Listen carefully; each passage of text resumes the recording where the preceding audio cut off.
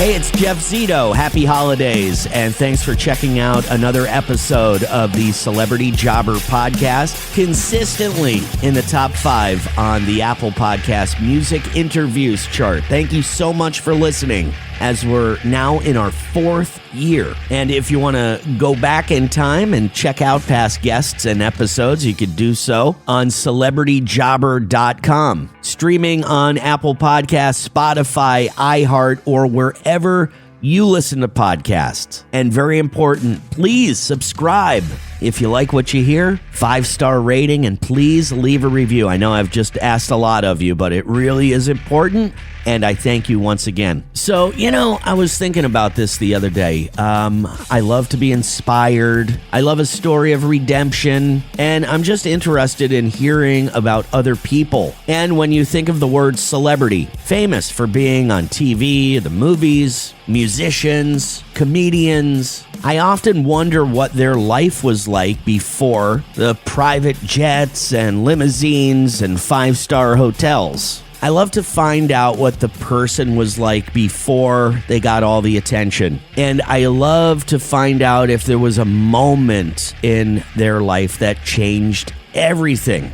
A big break. So we're going to go back to 1985, okay? I'm a 10-year-old boy, a huge fan of Prince. Wanted to see the movie Purple Rain, but it was rated R. My parents were not going to take me to see a rated R movie, but luckily for me, I had a cool sister who's 12 years older than me, and she's still cool to this day. Shout out to Karen Pasillo. Back then, she was Karen Zito and took me to see Purple Rain under one condition. If there's any type of inappropriate scenes for a 10-year-old boy, I was going to get my eyes covered. And if you watch the movie Purple Rain now, it's not really that bad. It really, not at all. But, that one part when Prince and Apollonia were getting to know each other a little better in the basement of Prince's house, where was his bedroom. My sister's hand went over my eyes there. So one of the bands that was featured in the movie Purple Rain, Morris Day and the Time, was a big part of the Minneapolis music scene back then, and also worked alongside with Prince. My guest today was in Morris Day and the Time, talks about his relationship with Prince and how far it goes back. He's going to tell me about his big break, which you might find interesting, because I know I sure did.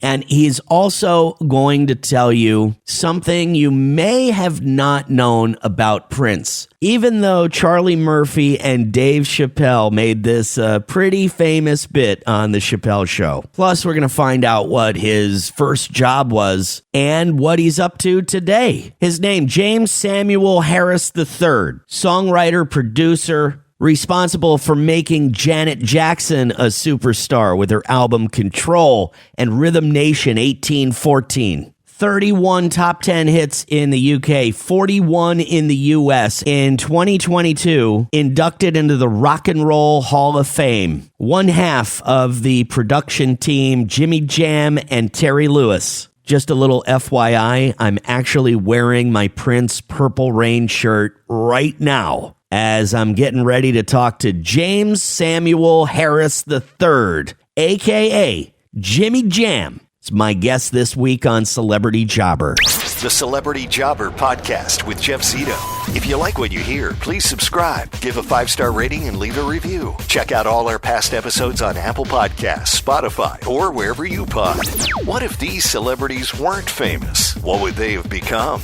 What was their first job? We're about to find out. Yeah, man, I got dressed. I got dressed for today. I see you, Purple Rain. Okay. Dude, yeah, man. Pleasure to meet you, man. I was just listening to something you did. Maybe it was Stern, Rock and Roll Hall of Fame, and I heard about when you did Control. I was like, a little bit of a mistake, maybe, like you guys, you were like Peg in the Red.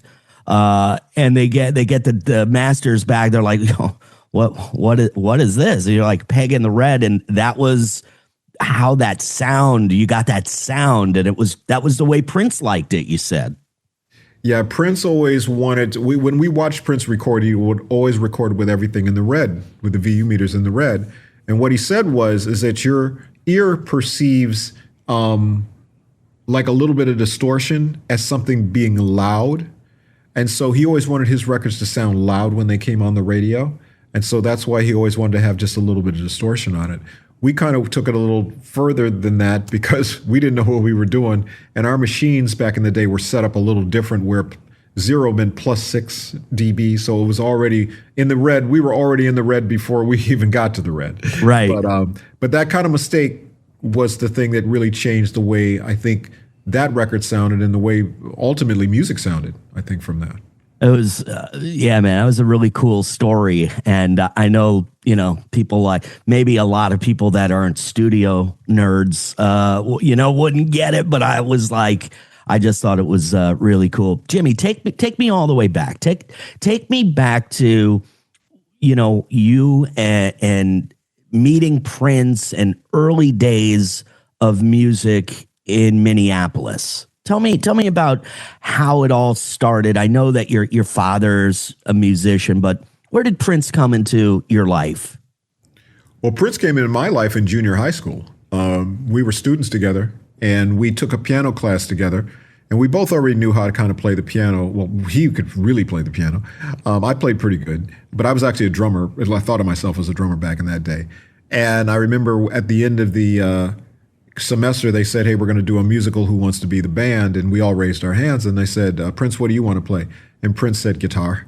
And I looked at him like, guitar? And then they said, Jimmy, what do you want to play? And I said, drums. And he looked at me like, drums? Because we thought we were both keyboard players. And then I remember he walked into the very first rehearsal, he plugs his guitar in, and there's a song called Make Me Smile by Chicago. And Terry Kath, the guitar player in Chicago, who's amazing, Prince rips his solo off exactly like the record. And I just was like, wow, okay, this dude's crazy. Then I remember we took a break. I went to the bathroom. I heard somebody on the drums killing it. And I thought it was the band teacher. And I walked out. It was Prince on the drums. And I just was like, I never seen anything like that. And we were probably 13 years old, I want to say, at this point. So, yeah, it was an amazing thing. So that's where it started. And then in Minneapolis back in the day, it was a bunch of competing, bands in competition with each other. Prince had his band, which was called Grand Central. I had a band called Mind and Matter. Terry had a band called Flight Time. We all were just up there trying to make music. And something about the environment up there was very artistic city. A lot of, great culture up there as far as the arts. And it was cold. So we weren't outside doing stuff. It was like we'd be in the basement and we'd be, rehearsing and working on our music stuff. So that was always our first love, is to do music. And that community was a very, very talented one. I will say that. Yes, I would say so. And being such a big fan of Purple Rain, and the movie has a lot of truth to it. And I didn't realize, how the time was kind of put together by Prince, but there was this friction and this competing thing. How is that? Like, I mean, is it because of Prince's personality? Because he was it seemed like he was tough. He was a drill sergeant, but it seemed like he had something to do with putting together the time. And so you would think that you guys would be on the same page, but there was some friction between you guys, like in the movie. Tell me a little bit about how that became. Yeah, well, so the story with the time is we were already a band. We were called Flight Time at that point. So we were already a band. And Alexander O'Neal was actually our lead singer at that point in time. And Morris called Terry and said, well, no, what happened was, so Prince had a song called Party Up on the Dirty Mind album. And Morris was actually the writer of that song, actually did the music for that song. And so Prince said, what do you want? I'll give you 30 grand or whatever, or I'll get you a record deal. And Morris said, I'll take the record deal. So Prince said, okay, go put a band together. Or actually he said, go get your band and we'll do something. And Morris was like, no, I'm not going to get my band. I'm going to go get Flight Time because they're the best band. And so he basically got us. And at that point in time, Alexander O'Neal was our lead singer. But Alexander O'Neal talked his way out of, we had a meeting and he kind of talked his way out of it. He was like, because he always talked in the third person, and he said, Prince, Alexander O'Neal I need some paper. I need a new house. I need a new car. I need, And Prince was like, you're done. And he was like, Jelly Bean's going to be the drummer now. Morris is going to be the lead singer. And meet me at rehearsal at 10 o'clock or whatever. So it literally happened like that. So we were already together as a band. He didn't put us together as a band, but he gave us the opportunity to have a record deal. And then the competition was simply because he drilled us to be the best we could possibly be. But then when we were his opening act, then it was like he created Frankenstein. It was like, oh no, we're going to try to kick his ass, and we did. And to the point where I remember we never played New York and we never played LA with Prince because he didn't want that ass kicking in those big markets. Wow. But I will say the best lesson we learned from Prince, though, was work ethic, because he outworked everybody. He already had more talent than everybody, but then he also outworked everybody. He'd rehearse our band for 8 hours, 6 hours, 8 hours. Then he'd go rehearse The Revolution for 6 hours. And then he'd go to the studio all night and work on a song. Then he'd walk in the next day with a cassette, because the cassette days of the 80s. He'd walk in with a cassette and he'd put it in and it would be, Lady Cab Driver or something. It was like, he was just a genius, absolute genius. And so, that's what it was like working back in those days. What about is something, it seems like such a mysterious guy, even to this day, never did a lot of interviews and just very, very mysterious. You've known him on such a close and intimate level. Is there something you could tell us about Prince that not a lot of people are aware of? What was he like? What made him tick other than music? Celebrity Jobber. The Celebrity Jobber Podcast with Jeff Zito. Is there something you could tell us about Prince that not a lot of people are aware of? What was he like? What made him tick other than music? There was nothing other than music. Wow. He was living, breathing music. I mean, walking music. Like, that's what he was. Back in the junior high school days, he was a heck of a basketball player. Very much like Steph Curry, great handles. Didn't have the shot like Steph Curry, but nobody had the shot like Steph Curry. But he had great handles, and he was really a good dribbler and a huge basketball fan. And people probably don't know that about him. And of course, Dave Chappelle did the skit about Prince playing basketball and the whole thing. That kind of thing. That's the truth, though. That's the truth. Because Prince would play basketball. As a matter of fact, Sunset Sound, which is one of the studios he recorded at all the time, there's literally a basketball hoop at that it's just kind of between the studios. So you can't really get like a real game. But he would play horse out there and he could beat anybody. Because he would do it off the branch, off the roof.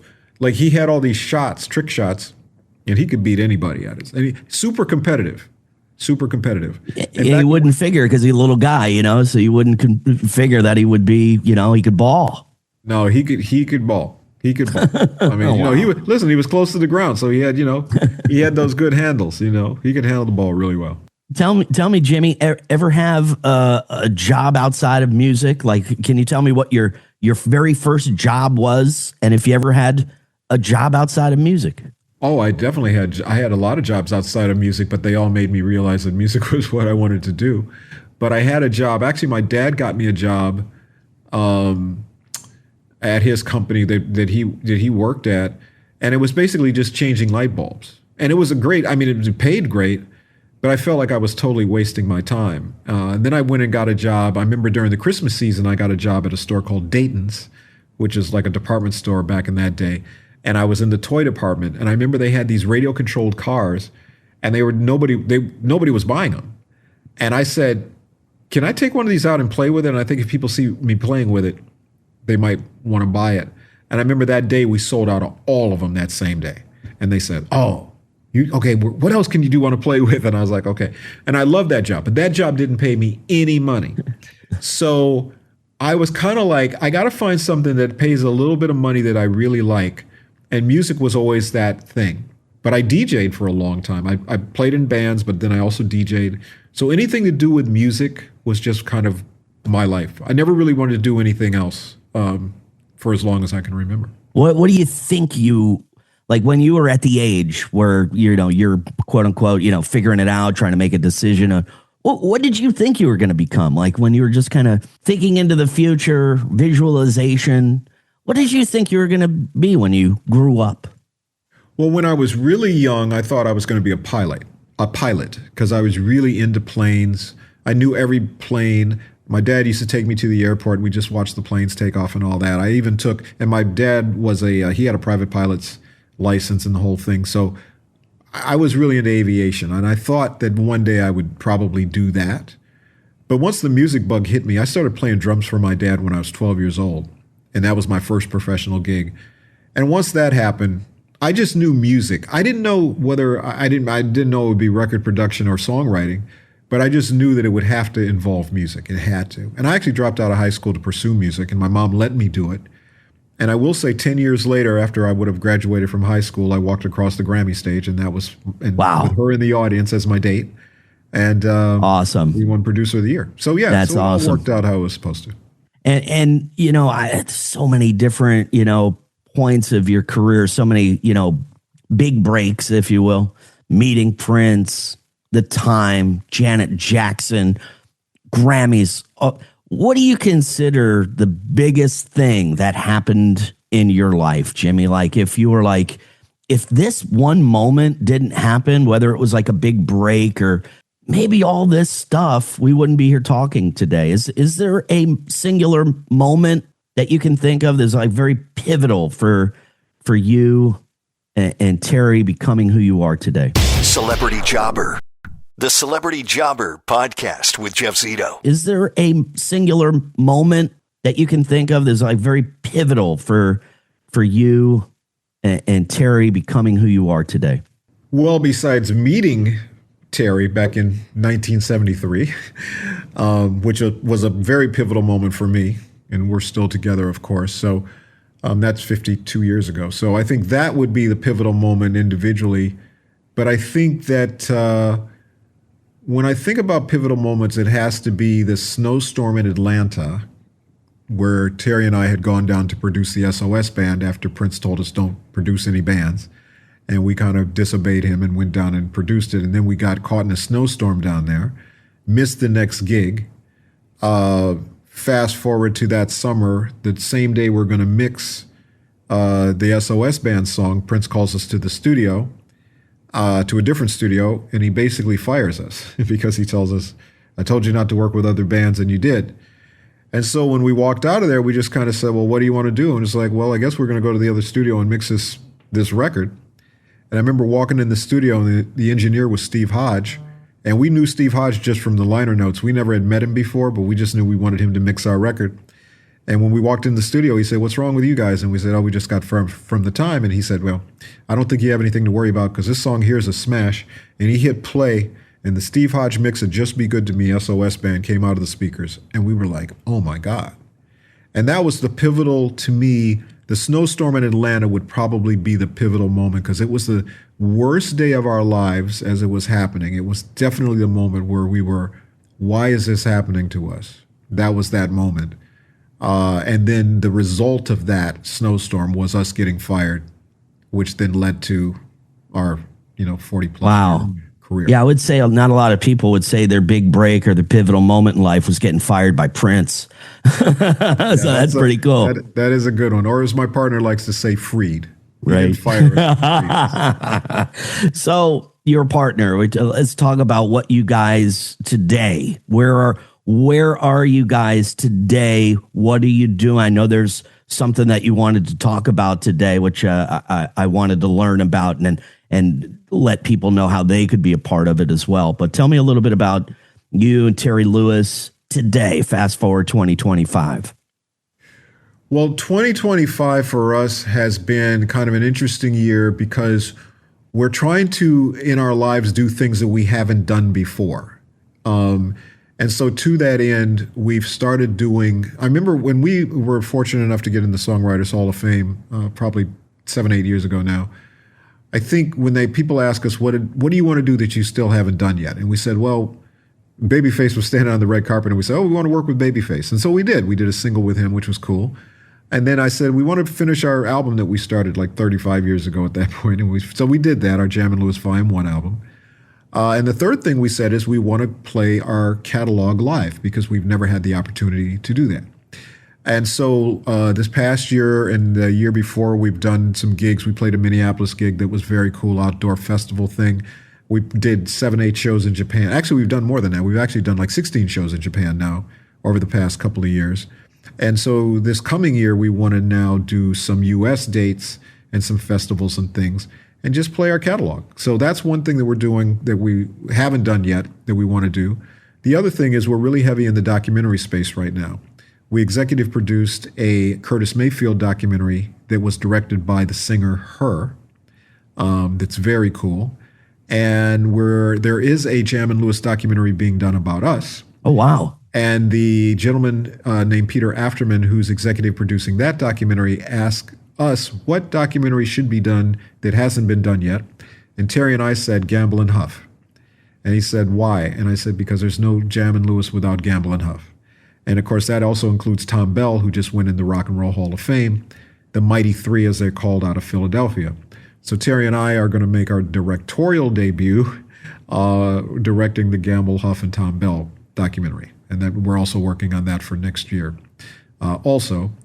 And, you know, of course, we're going to still continue to make music, but those two things are really kind of top of our list because we just want to do things that we haven't done yet and just explore some areas. And the storytelling area, to me, is something that really interests us. And there's a lot of great stories to be told that haven't been told yet. So we're going to discover those and do a lot of those things.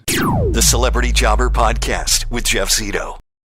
Celebrity Jobber. Jimmy, can you tell me a little bit about the Next Verse event to benefit 100 billion meals?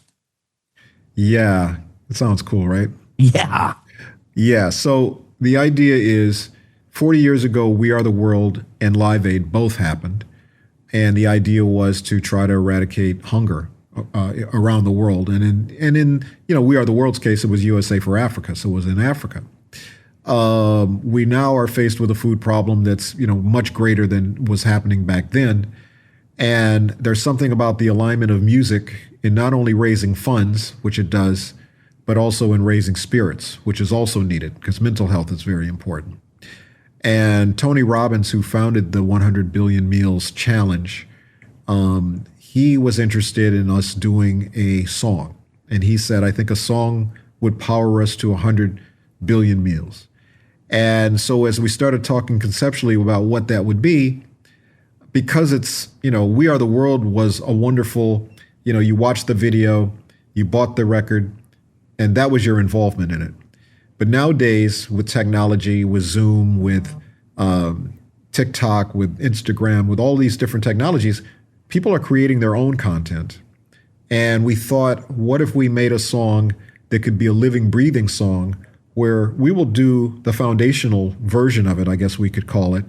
But now it would include people to now go and make their own, write their own verses, do their own versions of the song and all of that, which people are doing anyway on TikTok and all that kind of thing. And so that's the idea of the Next Verse. So what we're going to do is actually do a recording session very much inspired by We Are the World that we're going to do at the iHeart Theater. We're going to do it tomorrow and at 3:30 Eastern Time, 12:30 Pacific Time. And we're basically going to have a bunch of artists, not only in the theater, but also on Zoom, because Zoom's a partner. And there will be people, you know, Duran's joining us from England, and Janet's joining us from London, I believe, also. But there's people around the world that will join in on this, and then there will be people actually at the theater. You will be able to actually Zoom in on the website, which is 100billionmeals.org. On that site, you will be able to watch the recording process take place. So it'll almost be like you're the fly on the wall for We Are the World. If you could have done that, that's the event we're going to do tomorrow. So you'll actually get a chance to watch the song come together, and then it will culminate with the actual release of that song on Christmas Day. And it'll be a worldwide release, and we're going to try to raise, once again, funds and spirits. But everybody can take a part in it, which is nowadays what people want to do. My partner always says, people don't want to watch the game. They want to be in the game. They want to be on the field. So this will give people a chance to do it. And if you go to the site now, all the information is there. But what's interesting is people have already started to write verses. There's people on there doing spoken word. There's people doing singing. I talked to somebody earlier today that said that her and a couple of girls are going to do some things. So the idea is it's very interactive. We want it to be interactive, and we want for people to experience, to me, the joy of giving during the holiday season, because you can see things in the world and go, man, I wish I could do something about that. Well, hunger is one of those things you can do something about, and we're going to try to make it in a way that lives and breathes and evolves over the years. And so the song will take different shapes and all that, but hopefully people enjoy what we're doing.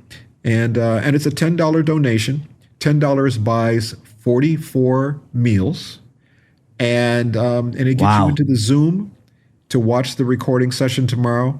And then and there's an elevated one where it's $19.95 a month, which is called the Lifesavers. So you can also join that if you want to do that. But the whole point is just join in, and I think you'll enjoy yourself. And for the holiday season, I just think it's a good thing to do. 100 billion meals. So is that 100billionmeals.org is the website to, very, very cool. And, I'm very, very gracious with your time. I really appreciate it. If I could ask one final question, everybody you've talked to, everybody you've worked with, I should say, you've worked with everybody. Is there that one person or group that you haven't worked with yet, and you and Terry are like, hey, we've got to work with this group or this person? Like, we've got to, it's like maybe a dream that you haven't gotten to yet. Who is it? Wow. So yeah, there's so many people we haven't worked with that we want to work with, and we keep discovering new ones every day. That's the thing. But I've been saying for probably the last 20 years, Sade is top of my list to work with. Wow. And I know her manager really well. I just saw him at the Rock and Roll Hall of Fame this year. And I said, what's up with Sade? And he laughed. He said, you've been asking me that for 20 years. I said, I know. I said, I'm going to keep asking. But she would be top of my list. Terry, if he was on here, he would probably say Janelle Monáe. But I think Janelle is going to be involved with our 100 Billion Meals song, our next verse. So Terry will get a chance. So we'll get a chance to work with her on that. And I told people it's a great excuse to get together and do something, with people who we haven't had a chance to work with. But I would say those two would be top of the list. There's many, many others. And hopefully we're not going anywhere for a while. So we'll try to knock some of those off the list. Right on. Man, again, you're very gracious with your time, and I really appreciate it. 100billionmeals.org. It's such a great thing to be a part of during the holidays.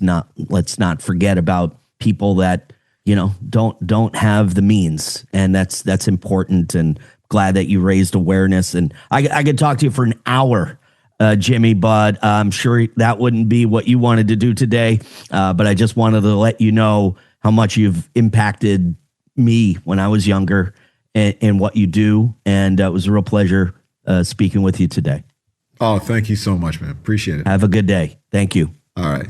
When he was really young, he thought he was going to be a pilot. Jimmy Jam told me it was always music. Always thinking about music in the background. First job, worked at his dad's company, changing light bulbs. I think he said the pay was pretty good there, but not at the toy store. He said he worked at a department store in the toy section. Had a lot of fun playing with remote control cars, which, by the way, no one was buying until Jimmy said, hey, can I just take this out of the box and play with it in front of people? All of a sudden, they sold out. It tells you right there, he could have been front of the house, you know what I mean? Which is kind of funny. He's good in front of people, yet now behind the scenes in the music biz. When you ask somebody, what their big break was, Jimmy kind of credits his big break with Prince firing him, which would have put me into a depression. Oh no, I'm working for Prince,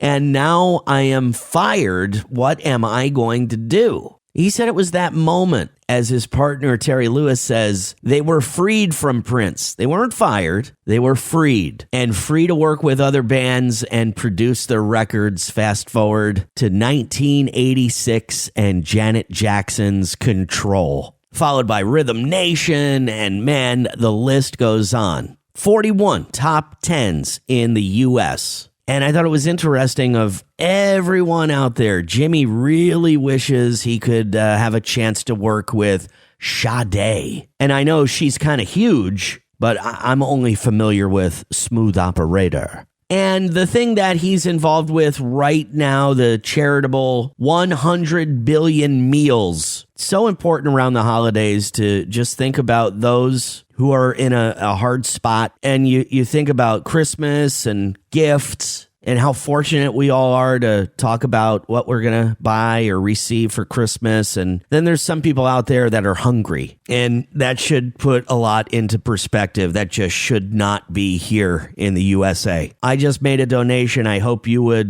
do the same. 100billionmeals.org. Check out the website. You can actually see all of the things that Jimmy is doing to try to get to these 100 billion meals. They're recording a song, just kind of like We Are the World. You can go behind the scenes. You can watch them record it. You can be a part of the whole process. You could be like a $20 a month donor or just a one-time $10. You know, no amount is too small. Imagine if everybody donated $10.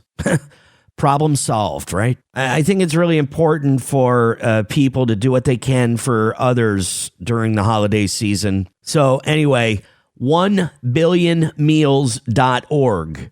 It's real easy. A little purple thing on the front page says donate now. It took me like 5 seconds. And by the way, who knew Prince could hoop? Are you kidding me? The guy was like 5'2". He said he had such a feel. He had all the shots like Steph Curry. So if you've never seen the Chappelle Show bit, Charlie Murphy, True Hollywood Story on Prince and how they played basketball. Oh my God. Search Prince Chappelle Show. Oh my God, you're going to be dying for like 6 minutes. And it's true. That's what I can't believe. Prince can ball. Game. Blouses. So I got to tell you, again, from the bottom of my heart, thank you so much for listening. This was a very special episode for me. It brought back a lot of memories when my sister took me to see Purple Rain 40 years ago. I can't believe it. And I can't wait for you to hear next week's guest on Christmas. You'll have to listen. John Lennon's son, Sean Lennon, will be my guest here on Celebrity Jobber. And I tell Sean about the connection that I have with him from the time that we were 5 years old. And I think it's a really important story to hear. So it's a new episode on Christmas Eve. You've got to hear it. Merry Christmas. Happy holidays. Until next week. Thank you for listening to the Celebrity Jobber Podcast. I'm Jeff Zito.